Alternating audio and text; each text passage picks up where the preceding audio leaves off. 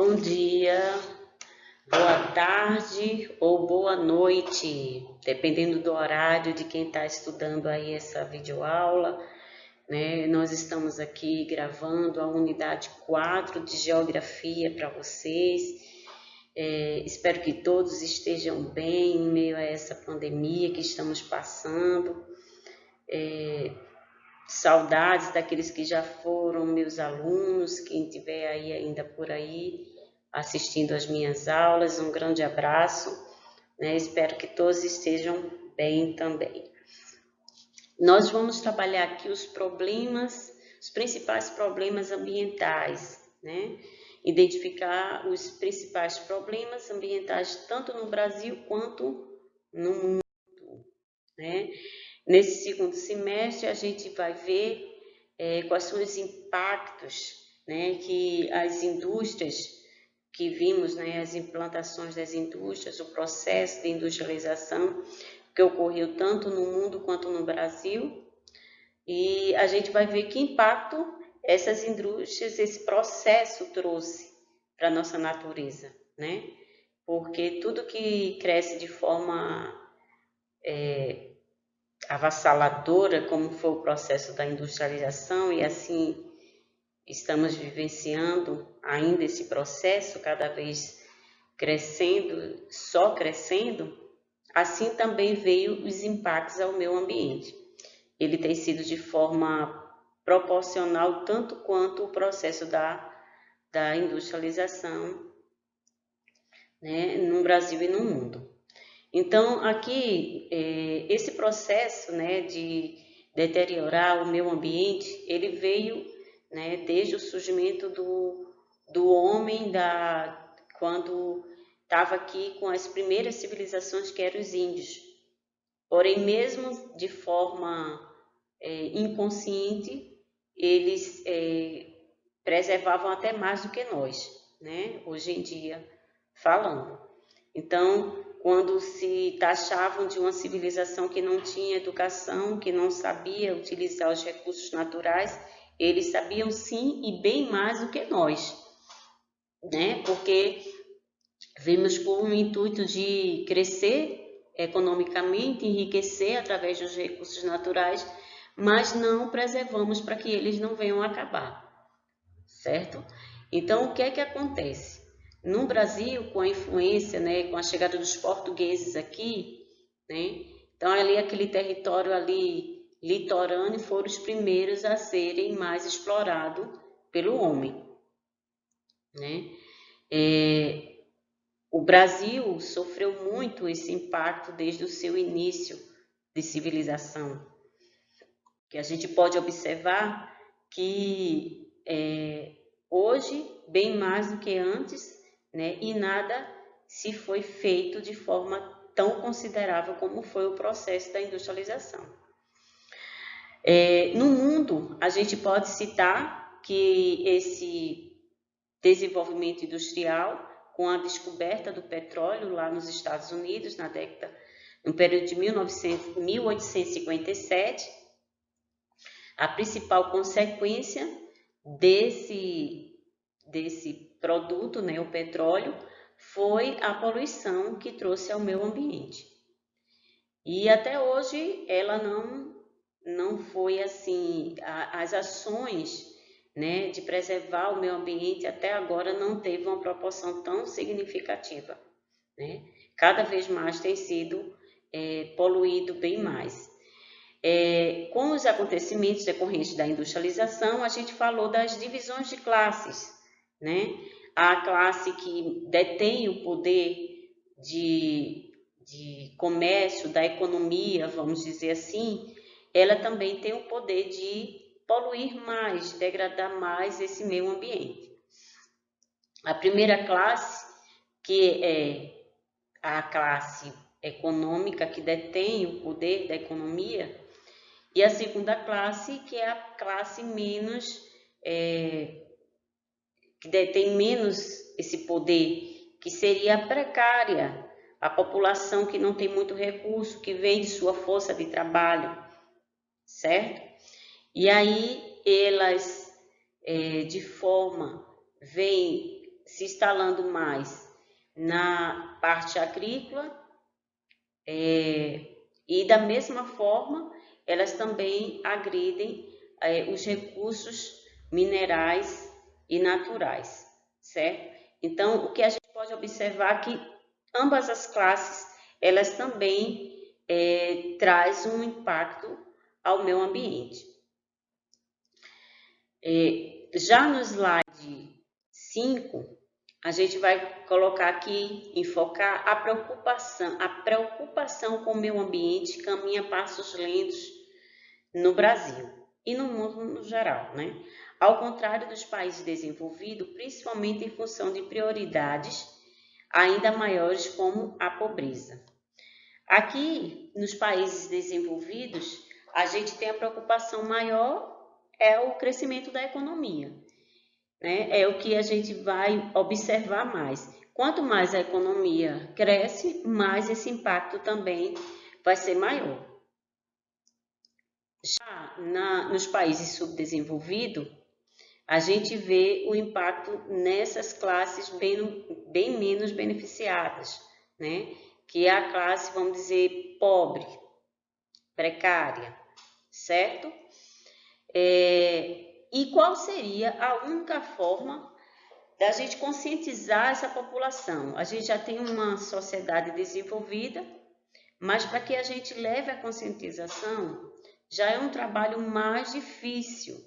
Então, mas que se plantasse legislações mais rígidas, né, uma conscientização já da população, dos pequenos ali na escola, mostrando o que é que esse desenvolvimento tem levado, né, tem trazido um desenvolvimento na economia, mas também tem deteriorado o nosso meio ambiente.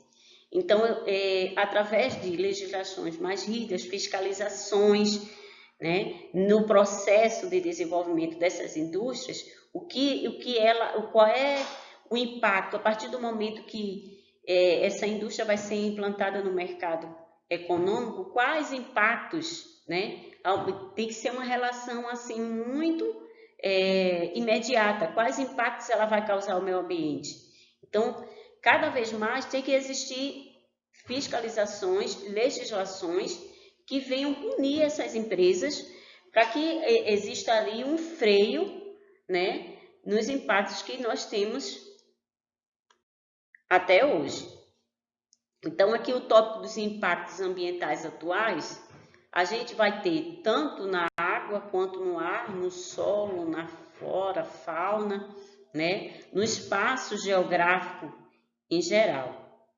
E muitos, às vezes, de forma muito drásticas, né? A gente tem a fauna brasileira, é a mais rica e com a maior diversidade, mas sofre aí com os impactos ambientais também.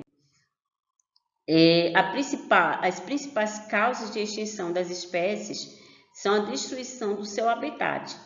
Muitas vezes a indústria quando pensa na localidade para instalar, ela não vai pensar no impacto, e sim o que é que essa economia o que é que essa indústria vai trazer de lucro. Então, depois com essa problemática, né, que trouxe das instalações das indústrias em locais indevidos, houve o tráfico de alguns animais silvestres, né, que também tem trazido um comércio clandestino por trás disso. Então, a poluição, assim como a caça predatória, altera a cadeia alimentar. Isso causa uma desestruturação nas espécies, né? Que nós vimos aí.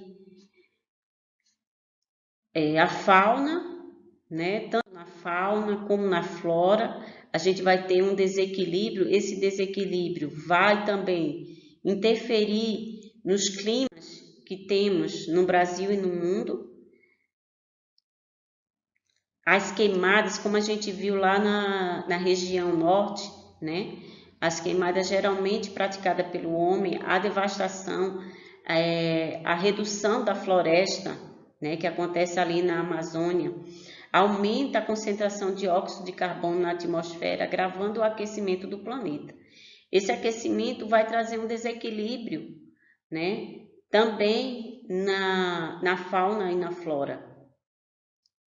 O fogo, né, que é um dos problemas na queimada, afeta diretamente a vegetação, a água, a vida silvestre, o cotidiano das vegetações e dos animais que habitam ali.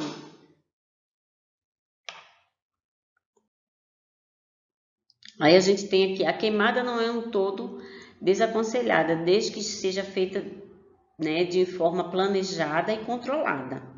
É um uso do sistema que vem incendiar, localiza os focos e seu combate a um grande número de incêndios ocorridos nas florestas brasileiras, principalmente ali na região da floresta amazônica, né? A gente tem cerca de 150 mil quilômetros de floresta tropical que por ano é derrubada no Brasil. Isso aí é um desastre muito grande. E aí a floresta atlântica é a mais ameaçada no Brasil, a quinta do mundo em extinção e em diversidade também, né? E tem um percentual de 97% da sua área devastada. Então, assim, são dados alarmantes que a gente pode observar, mas que tem que, com as legislações e a fiscalização, a gente tem como impactar todo esse processo.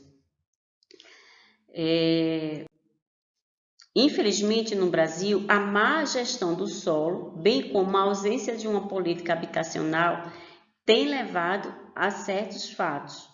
Os invasores passam a ser considerados inimigos da qualidade de vida no meio ambiente e, na verdade, ele não tem alternativa. Isso ocorre devido à falta de planejamento urbano. Quando essa questão do planejamento urbano, ela é bem antiga no processo de desenvolvimento do espaço brasileiro, do espaço territorial até hoje. Porque quando vimos ali o avanço o surgimento das feiras, né? Posteriormente o surgimento das cidades, o comércio em si, ali não teve um planejamento, ok? Já no Brasil, já teve a intervenção ali do Ministério Público, né, que veio legalizar todo aquele sistema das feiras, do comércio em geral, de onde elas estavam sendo instaladas, e aí já teve um pouco de planejamento urbano. Mas isso ainda ocorre em muitas áreas, por isso que a gente vê um dos problemas, né, da urbanização é a criação das favelas, né, que ocorre, que a gente pode observar, né, que é um problema corriqueiro num país subdesenvolvido, onde a população incha em determinada região e aí surgem também as favelas. As favelas traz consigo outros problemas que vêm também impactar o meio ambiente, porque ali não tem estrutura suficiente, né? Uma infraestrutura de esgoto, saneamento básico. Isso acontece em outros países também, não é só no Brasil não, ok? Vocês puderem depois fazer uma pesquisa, vocês vão poder observar que essa ocupação desorganizada, ela causa enchentes, ela causa poluição dos rios, desmatamento, ocupação na beira das margens dos rios, né? O desaparecimento de áreas verdes, consequentemente também vai desaparecer algumas espécies que ali viviam, certo? Vamos observar, por falta de estrutura de saneamento, a gente vai depósito de lixos, canais de esgotos de forma desestruturada. Isso vem agravando cada vez mais nos países subdesenvolvidos.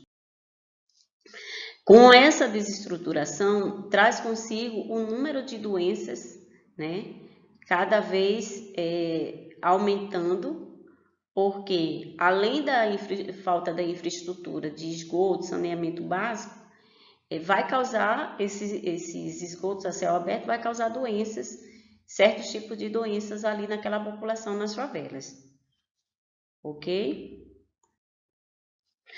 Então, aqui a gente vindo, o que eu quero que vocês tirem, né, aí desse capítulo, e que a gente citou alguns problemas, que são vários problemas, tanto no Brasil quanto no mundo a gente vai encontrar vários problemas, mas que a forma de evitar, né, de impactar de certos impactos que está ocorrendo no meio ambiente, vem através das legislações mais rígidas e fiscalizações mais frequentes. Esta seria a forma de evitar um pouco mais esse impacto no meio ambiente. E que esses problemas ambientais estão focados tanto na economia, quanto na política, quanto na cultura. Que o único meio que a gente tem é conscientizar já nas escolas, para ter a gente futuras sociedades uma divisão de classe mais consciente. Independente da classe que você for, a divisão de classe que você se enquadre, mas você vai ter uma sociedade mais consciente, ok? Então, partindo para o exercício, a gente tem aí da unidade 4, um exercício bastante extenso, mas que vamos começar aqui com o primeiro quesito, que trata em que século começou as intensas devastações do nosso território, ok?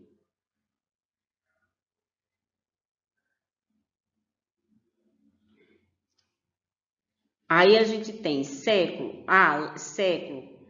20, século 19, século 16 ou nenhuma das respostas.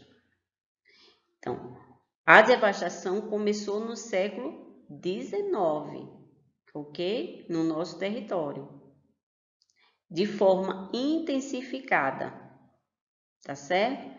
Em que ano foi descoberto o petróleo?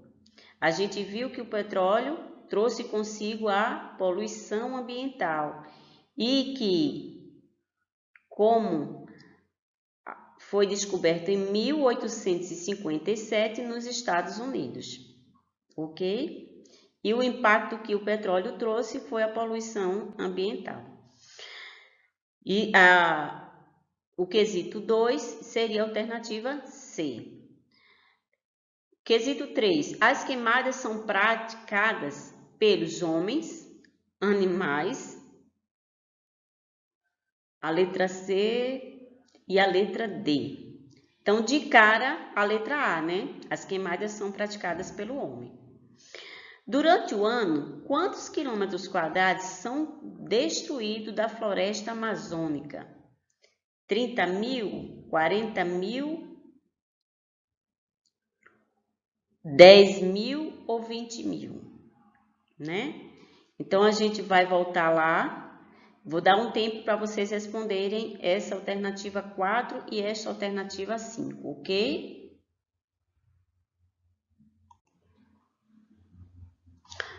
Voltando, alternativa, quesito 4, durante o ano, quantos quilômetros são destruídos da floresta amazônica? Alternativa A, 30 mil quilômetros quadrados, B, 40 quilômetros quadrados, C, 10 quilômetros quadrados ou D, 20 quilômetros quadrados. Então, pelo nosso apontamento, se enquadra os 20 mil quilômetros quadrados que são destruídos da floresta amazônica anualmente, ok? Voltando agora para o quinto, a gente tem o modelo urbanístico brasileiro praticamente se divide em... A gente viu que a ocupação do solo foi um processo que aconteceu em todo o território, né? Tanto brasileiro quanto no mundo. Sendo que no Brasil a gente vai ter o quê? As cidades oficiais, que são aquelas registradas pelos estados e municípios, e a cidade oculta, que seriam as ilegais. São aquelas pessoas que vivem em regiões de favela, tá? Que não são legalizadas nem pelo município, nem pelo estado, no governo, ok? Então, seria a alternativa A, certo? Cidade oficial e a cidade oculta, ok? Olá, voltando, né? Vamos trabalhar aqui os exercícios adicionais, né? Que são exercícios de vestibulares. Então, eu vou acompanhar aqui com um outro computador que eu estou, porque esse que eu estou gravando a aula para vocês. Então, quando eu tiver com... É porque eu estou acompanhando em outra tela o exercício que eu estou lendo para vocês e a gente vai resolvendo junto quem estiver acompanhando, tá bom? Então, o primeiro quesito que é da FUVEST 2010, em algumas cidades pode-se observar no horizonte em certos dias, a olho nu, uma camada de cor marrom. Essa condição afeta a saúde principalmente de crianças e de idosos, provocando, entre outras doenças respiratórias e cardiovasculares. Esse fenômeno acontece muito em estados que têm uma grande quantidade de indústrias. Então, aqui na imagem, vocês podem observar que é uma concentração de indústrias, certo? Liberando suas camadas de poluição nociva ao meio ambiente, ok? Então, as figuras e o texto acima referem-se a um processo de formação de um fenômeno climático que ocorre, por exemplo, na cidade de São Paulo. Porque lá a gente observou, né, a gente já tem ciência que tem uma concentração de indústria, é o polo industrial do nosso país, se encontra no estado de São Paulo. Então, trata-se de uma ilha de calor caracterizada pelo aumento de temperatura na periferia da cidade. As indústrias não se instalavam em periferia, tá? Então, letra B, a zona de convergência intertropical que provoca o aumento da pressão atmosférica na área urbana. A área urbana não era a área onde se instalavam as indústrias. C, a chuva, né? A chuva convectiva, caracterizada pela formação de nuvens de poluentes que provocam danos ambientais. A gente aí não estamos vendo um fenômeno de chuva, né? Vamos lá para a letra D. A inversão térmica que provoca concentração de poluentes na baixa camada da atmosfera. A gente está vendo aqui a camada da atmosfera, certo? E essa inversão térmica, que aqui a temperatura está mais elevada do que a temperatura da camada da atmosfera. Por isso que ele chama de inversão térmica. Então, a inversão térmica que provoca a concentração de poluentes na baixa camada da atmosfera. Por isso que ele desenhou aqui, delimitando para vocês poderem observar que seria essa camada marrom, que aí ela traz danos à saúde, ok? Aí aqui a letra E, aí seria a alternativa D, tá bom? Na revisão a gente vai poder aprofundar mais esse assunto. Ventos alísios de sudeste que provocam o súbito aumento da umidade relativa do ar. A gente não está vendo aqui muita umidade, né? A gente está vendo uma concentração de poluição do ar e não uma questão nem de chuva, nem de umidade, ok? Vamos para a próxima, número 2. Lê o texto a seguir. No fundo do vale, o lençol freático aflora para formar os rios. Estes têm seus ciclos regulados pelos períodos de cheia e vazante. Vazante seria a seca, tá bom? E pelos espaços representados pelas planícies de inundação. Este termo encerra em si sua função: abrigar as águas do rio quando seu natural extravasamento nas épocas de cheia. Então, quando é nas épocas de cheia, há esse extravasamento da água do rio, ok? Este texto analisa as recorrentes tragédias da região sul do Brasil, com desmoronamentos,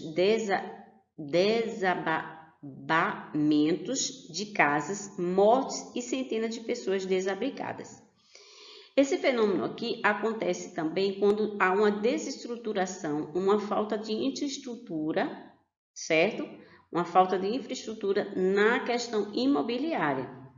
Então, aqui, a explicação geográfica para essa tragédia pode ser encontrada no seguinte fato.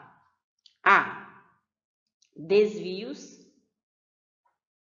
dos leitos dos rios que direcionam o fluxo das águas em um mesmo sentido, tornando as enchentes inevitáveis. B. Ausência de planejamento do uso do solo, causando especulação imobiliária e possibilitando a ocupação de novos espaços sem fiscalização. A letra B é exatamente o que eu tinha falado quando estava lendo, acabei de ler o texto aqui, ok? Porque por falta da infraestrutura, né, e a especulação imobiliária, há esse impacto, certo, na habitação aqui, causando essa tragédia, esse tipo de tragédia que ocorre muito na região sul, ok? Então, o segundo quesito seria a alternativa B. Próxima, Amazônia. Como salvar a floresta? São inúmeros os dados que indicam a devastação dos 64 milhões de hectares da Amazônia. Só em setembro,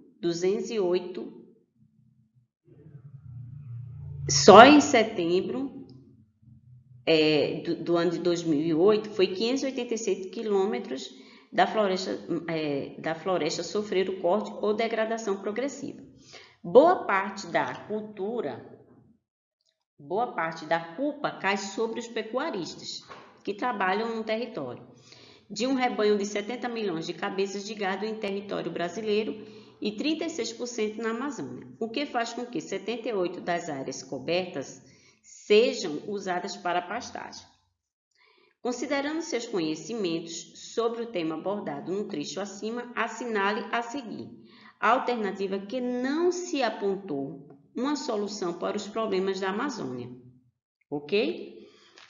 Então, aqui a gente tem o quesito 3, alternativa A, que não se apontou uma solução para os problemas. A alternativa que não tem a solução, ok? Multiplicação das práticas de agricultura itinerante e da pecuária extensiva nas matas. Regularização fundiária e aumento dos estímulos fiscais para as atividades sustentáveis. Efetivação do manejo da floresta, que corresponde a uma prática de conservação das matas. Expansão dos programas governamentais de combate às queimadas. Então, tanto a letra B, né, que fala dos estímulos fiscais para as atividades sustentáveis, então já é de forma consciente, seria uma solução. A efetivação do manejo e a prática da conservação, quando fala em conservação, já torna a alternativa uma solução. A expansão dos programas governamentais de combate às queimadas já é também uma solução. Então, aqui se enquadra que não aponta uma solução para o problema da Amazônia, é multiplicar, é o que diz a alternativa A, a multiplicação das práticas de agricultura itinerante e da pecuária extensiva das matas, ok? Então, essa alternativa 3 é a alternativa A que se enquadra na resposta correta. Indo para o slide 21, vamos à alternativa 4, nova tentativa. Dirigentes do G8, que é um grupo econômico, e de outros 9 países afirmam: a meta é manter o planeta apenas 2 graus mais quente do que em 1900. Depois do fracasso do protocolo de Kyoto, que foi também um acordo feito entre alguns países, o pacto que estabelecia metas para algumas nações diminuir a emissão de gases do efeito estufa, causadores do efeito estufa, que é o que a gente viu lá na questão 1, que tratava das empresas que emitem os gases poluidores, né? Aumentando aí a poluição. Então, o mundo parece estar mais próximo de um acordo anti-poluição. É o que propõe esses acordos, né? Um avanço nesse sentido ocorreu na semana passada em Aquila, na Itália, na região de cúpula do G8, onde eles se reuniram para discutirem os problemas de impactos ambientais. Outros 9 países participaram do encontro como convidados. Pela primeira vez, os Estados Unidos apoiaram ações contra o aquecimento global. O foco de resistência ao Pacto Climático está agora em outro grupo de países, pois, por pressão da China e da Índia, os países do grupo G5 não definiram a redução de pelo menos metade das emissões dos gases de efeito estufa até 2050. Esses G5 são os países mais desenvolvidos, então entre Estados Unidos, ok? Aqui, com base nas informações desse texto e nos seus conhecimentos sobre o fenômeno do aquecimento global, está correto o que se afirma na alternativa. Ai, gente, desculpa, que aqui vontade de espirrar é muito grande. Então, vou reler aqui esse trecho. Com base nas informações desse texto e nos seus conhecimentos sobre o fenômeno do aquecimento global, está correto o que se afirma na alternativa. Então, vamos lá. Questão 4, ok? Letra A. O protocolo de Kyoto foi uma tentativa de estabelecer a redução dos gases causadores do efeito estufa dos países subdesenvolvidos. Errado, porque não foi dos países subdesenvolvidos, e sim dos países desenvolvidos, tá? Então, o protocolo de Kyoto foi um acordo entre os países desenvolvidos. Letra B. Deixa eu acompanhar aqui no outro computador, senão eu não vou conseguir ver a alternativa em diante. A B. A oposição contra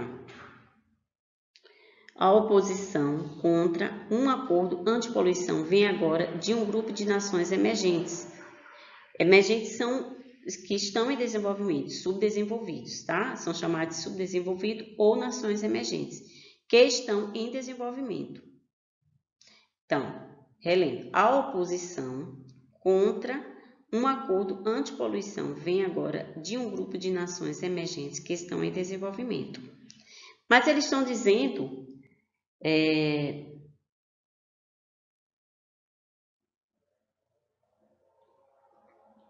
alternativa C. A China, vamos deixar a B entreaberta. C. A China resiste ao acordo, pois é um país que apresenta baixos índices de emissão de gases causadores do efeito estufa. Não é isso não, tá? C, porque ele está entre os países desenvolvidos, então ele não se enquadra nisso aí, tá? Então a C está descartada. Letra D. Os Estados Unidos fizeram uma promessa de reduzir, ainda nesta década, 80% dos gases lançados na atmosfera. O que foi que aconteceu com os Estados Unidos? Ele entrou num acordo, mas posteriormente, analisando que não ia ser benefício para ele, ele caiu fora, como sempre, né? Então, ele se posiciona de uma forma diante do acordo e depois do acordo ser assinado, ele volta atrás, como sempre. Então, a alternativa B que se enquadraria aí na resposta da questão 4. Questão 5. Analise as afirmações sobre os recursos naturais brasileiros e os biomas que os agregam. Na Amazônia, a expansão agrícola e a presença de assentamentos a partir das margens de novas rodovias não colaboram com a degradação da floresta. Certo? Ele quer saber quais são as verdadeiras em relação às afirmações sobre os recursos e a relação com o bioma. O estudo da biografia, da biodiversidade dos biomas brasileiros pode gerar riqueza e crescimento econômico na forma de novos medicamentos e novas fontes de biocombustível. Sim, essa aqui seria verdadeira, tá? Então, coloca um Vzinho, né, no tópico 2 aí. 3. O cerrado desde que corretamente manejado, é ideal para o cultivo de soja e para a criação de gado. E por apresentar espécies arbóreas, arbustivas e herbáceas frequentemente devastadas por queimadas, é considerado como um bioma pouco expressivo em biodiversidade. Ele não é tão pouco expressivo não, tá? E ele não está tendo uma frequência de queimadas. Essa frequência de queimada a gente observa ali na região do norte, na Amazônia, tá? Onde tem uma grande devastação lá e queimadas, certo? Então, a alternativa 3 aqui está errada. Então, seria 2 até agora verdadeiro. 4. Os desmatamentos e as queimadas na floresta amazônica transformam os solos férteis, ricos em humus, em solos frágeis, pobres em nutrientes, tornando-os inadequados à agricultura. Certíssimo. Então, até agora, 2 e 4 são verdadeiras. 2 e 4. 5. A conservação de áreas em vegetação nativa ajuda a purificar e manter os recursos d'água. Sim. Restaurando o solo e diminuindo o impacto das mudanças climáticas. Corretíssimo. Então, qual seria aí? 2, 4 e 5. Questão muito fácil, tá? Então, letra C. Quinto, a letra C. Sexto, vamos para o sexto. As metrópoles são o ambiente que mais expressam a integração humana no meio natural. Certo. A figura a seguir representa o fenômeno climático cada vez mais comum nas grandes cidades. Então, a gente tem aqui uma figura onde tem a concentração de indústrias, liberando seus gases, poluentes e material particulado.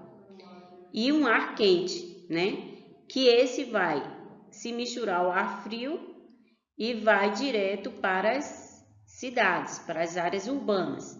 Então, assinale a alternativa que corresponde ao fenômeno representado.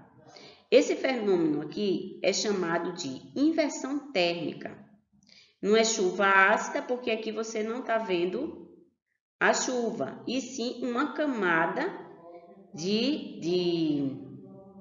tanto dos poluentes, né, que é levada junto com o ar frio, se mistura ao ar quente da região metropolitana, e aí há a inversão térmica, ok? Letra B do quesito 6. 7. Tratando-se do processo de desertificação, as afirmações certas. O que seriam as desertificações a gente vai compreender um pouco agora. Segundo a conversão, vou ter que ler aqui no meu outro computador para poder acompanhar junto com vocês todas as alternativas que aqui não dá para ver. Ok? Essa alternativa 7 seria aqui não tem a ver com a desertificação. Segundo a Convenção das Nações Unidas, a desertificação é a degradação da terra nas zonas áridas, semiáridas, semiúmidas, secas, resultantes de fatores diversos, tais como variações climáticas e as atividades humanas. Correto, tá? Esse é um processo que tem a ver com as atividades humanas realizadas no meio ambiente. Para o Brasil, as áreas enquadradas no conceito de desertificação conceitualmente aceitos são aquelas abrangidas pelo semiárido do bioma das Caatingas. Ok, também. A gente vai ter ali essa concentração de desertificação nesse bioma. C. A degradação das terras supõe essencialmente a degradação dos solos, dos recursos hídricos e da biodiversidade e não implica em perda da qualidade de vida da população afetada. Vou deixar essa ser entre stand-by aí. A letra D. O semiárido brasileiro apresenta diversidades agroambientais e as deficiências hídricas afetam diretamente as atividades ligadas ao setor primário da economia. Sim, isso aqui é verdadeiro, tá? Observando aí o bioma na região do Brasil, que a gente tem o setor primário da economia e as deficiências hídricas que afetam os rios, certo? O curso dos rios. Então, aqui seria a alternativa C do quesito 7. Tratando-se do processo de desertificação, as afirmativas a seguir são verdadeiras. A única que não é verdadeira é essa letra C. A degradação das terras supõe, essencialmente, a degradação dos solos, dos recursos hídricos, da biodiversidade, que não implica na perda da qualidade de vida. Lógico que implica, né? Oitavo, um texto bem gigantesco, né? Vamos lá, que corresponde à questão 8 e 9. Mas a gente ainda tem a 10 também. Então, vamos lá. O sistema de alerta baseado no satélite do Instituto Nacional de Pesquisas Espaciais detectou 498 quilômetros de desmatamento na Amazônia Legal. Essa Amazônia Legal é aquela que é a mesma coisa do sentido de cidades, tá, galera? Quando ela é legalizada, o território é legalizado. Então, chamamos de Amazônia Legal toda o território que for legalizado pelo Estado, por corte, raso ou degradação progressiva em agosto de 2009. Desse total, 301 quilômetros foram registrados no Pará. A cada quinzena, os dados são enviados ao IBAMA, responsável pela fiscalização nas áreas no território. O sistema indica tanto áreas de corte raso quanto os satélites detectam a completa retirada da floresta, quanto áreas classificadas como degradação progressiva, que revela o processo de desmatamento na região. Então, eles acompanham, sendo que eu acredito que ainda não está essa fiscalização tão severa. Considere as seguintes afirmações sobre o processo de exploração econômica na Amazônia e a questão ambiental. Então, o quesito 8. Deixa eu acompanhar aqui. Ele quer saber qual seria a verdadeira, né? A derrubada da floresta contribui para o aumento da precipitação da região da Amazônia. Precipitação não, né? A derrubada da floresta contribui para o avanço e a consolidação da caatinga. Nada a ver.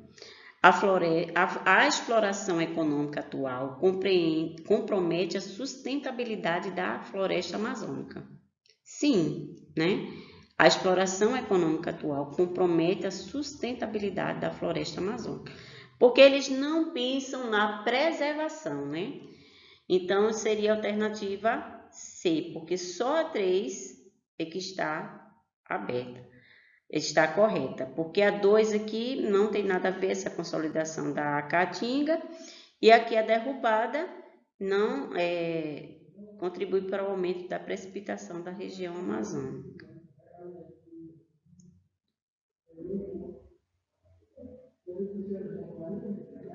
Tá ok? Aqui no 9, vamos lá para a alternativa 9. Considere as seguintes afirmações sobre a Amazônia Legal, que você já tem consciência quando fala da Amazônia Legal. Ela foi estabelecida na década de 1960 para permitir que fossem aplicadas políticas públicas para o desenvolvimento da região.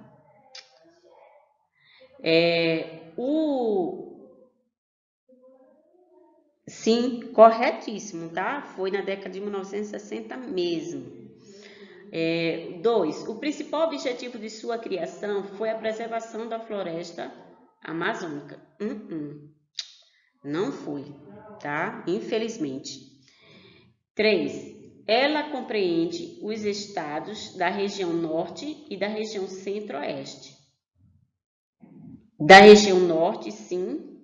Centro-oeste, não. Pega só um pedaço da região norte, da região centro-oeste e toda a região norte, tá? Então, esse dado aqui do terceiro aqui está errado. Então, seria só a alternativa 1 que está correta? Então, seria a letra A, apenas 1, ok? Vamos para a 10ª e última questão. A figura do Papa Capim nos remete à reflexão sobre os impactos ambientais no Brasil. Sobre eles é correto afirmar que eita, Cava, você sabia que os Carlos Caraíba chamam de saci de lua? E a M-Boi de cobra? E aquilo, Papa Capim? Como os caraímbas chamam aquilo? Aí, progresso. Aí, é assim, totalmente uma hipocrisia chamar isso aqui de progresso, né? Então, vamos ver aqui. A figura do Papa Capim nos remete à reflexão sobre os impactos ambientais. Então, essa visão aqui é a visão de quem? Quem detém a economia, né? Então, vamos lá. Alternativa A. Na década de 1940, a construção de Brasília, capital do Brasil, contribuiu significativamente para a descaracterização do Cerrado. Sim, né? Que é o bioma que é instalado ali naquela região. E aí a construção de Brasília veio impactar isso aí mesmo, tá? Então, aqui de cara é a alternativa A, né?